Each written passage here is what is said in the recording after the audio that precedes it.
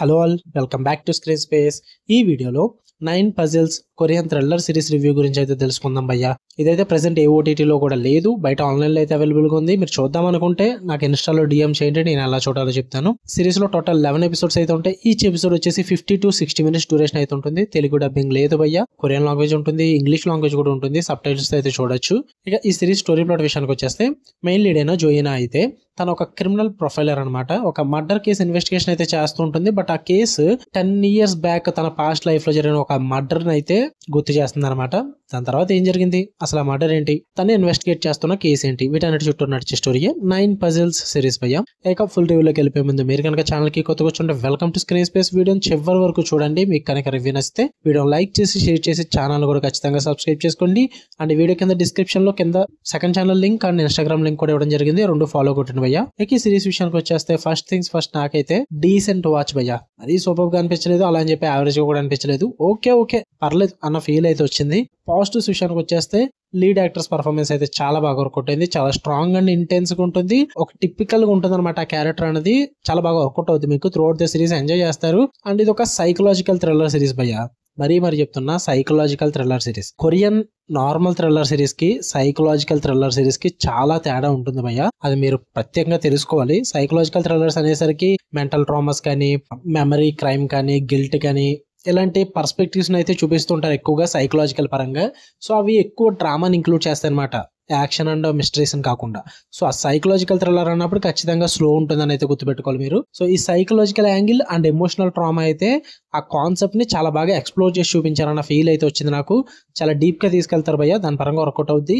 And visually neat గా ఉంటుంది production అంతా, బీజిఎం కూడా బాగా వర్కౌట్ అవుద్ది. అండ్ ఆ సైకలాజికల్ మూడ్ ని కూడా బాగా ఎలివేట్ చేసి చూపిస్తుంది. అండ్ లాస్ట్ 2 episodes లో ట్విస్ట్ ఎగ్జిక్యూషన్ అయితే డీసెంట్ గా ఉంటుంది భయ్య. అంటే చాలా బాగా ప్రెజెంట్ చేస్తారు. అంటే యాక్చువల్లీ ఇట్స్ ప్రిడిక్టబుల్ అనుకోండి, బట్ ఎగ్జిక్యూషన్ అయితే చాలా బాగా ప్రెజెంట్ చేశారు అనిపించింది నాకు. And through out the series total 11 episodes లో అయితే ఫస్ట్ 2 episodes ఇంట్రెస్టింగ్ గా ఉంటాయి, మధ్యలో పోర్షన్స్ అయితే ఇబ్బంది పెడతాయి. అండ్ లాస్ట్ 2 episodes కూడా సూపర్ గా ఉంటాయి. మధ్యలో అక్కడక్కడ కొన్ని ఎపిసోడ్స్ అయితే బాగా వర్కౌట్ అవుతాయి భయ్యా. ఇక నెగిటివ్స్ విషయానికి వచ్చేస్తే 11 episodes ఈస్ టూ లాంగ్ అని చెప్తాను నేను. అనవసరం. అంటే వీళ్ళు తీసుకున్న కాన్సెప్ట్ కానీ, వాళ్ళు ప్రెజెంట్ చేసిన ఎగ్జిక్యూషన్ కానీ 11 episodes తీసే అంత స్టోరీ అయితే ఏం లేదు భయ్యా. అక్కడ అనవసరం అనిపించింది. జస్ట్ ఒక 8 episodes లో కంప్లీట్ చేసుకుంటే ఇంకా బాగా వర్కౌట్ అవుతుంది. స్టోరీకి రిక్వైర్డ్ కంటెంట్ అయితే లేదు 11 episodes లో. అది నాకు బిగ్గెస్ట్ డ్రాబ్యాక్ అనిపించింది. అండ్ మేజర్ పోర్షన్స్ అన్ని కూడా చాలా డ్రాగ్ చేస్తారు అండ్ రిపిటేటివ్ గా అనిపిస్తూ ఉంటాయి.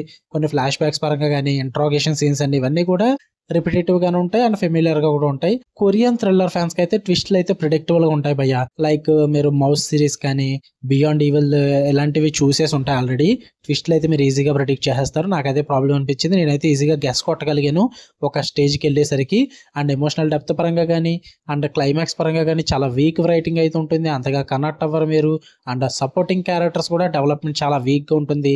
అండ్ వీళ్ళు క్రియేట్ చేసుకున్న సబ్ ప్లాట్స్ కూడా అంతగా వర్కౌట్ అవ్వవు భయ్యా. వీళ్ళు తీసుకున్న స్టోరీకి ఆ రియల్ వాల్యూని అయితే యాడ్ చేయమన్నమాట సప్లాట్స్ అనేవి, ఎస్పెషల్లీ సపోర్టింగ్ క్యారెక్టర్స్ లో. సో అందుకే సప్లాట్స్ అనేవి అనవసరం అనిపించింది నాకు. వీటి వల్ల నాకు సిరీస్ డీసెంట్ అన్న ఫీల్ అయితే వచ్చింది, సూపర్ అన్న ఫీల్ రాలేదు. మీరు చూద్దాం అనుకుంటే ఆన్లైన్ లో అవైలబుల్ గా ఉంది, లేదా ఇన్స్టాలో డిఎం చేయండి, ఎలా చూడాలో చెప్తాను. ఫ్యామిలీతో కూడా చూడొచ్చు. న్యూడిటీ అండ్ అడల్ట్ కంటెంట్ అయితే లేదు. వైలెన్స్ అంటే సైకలాజికల్ ఎలిమెంట్స్ అయితే ఉంటాయి. మరి అవి పెద్ద ఫ్యామిలీ చూసే ఎలిమెంట్స్ ఏం కాదు, బట్ మీరు చూస్తారనుకుంటే చూడొచ్చు. తెలుగు డబ్బింగ్ అయితే లేదు. మీకు కనుక రివ్యూ నచ్చితే వీడియో లైక్ చేయండి, షేర్ చేయండి, ఛానల్ని కూడా ఖచ్చితంగా సబ్స్క్రైబ్ చేసుకోండి. ఇలాంటి మరిన్ని interesting movies and web series reviews కోసం బెల్ ఐకాన్ ఆన్లో పెట్టుకోండి. Love you all, bye.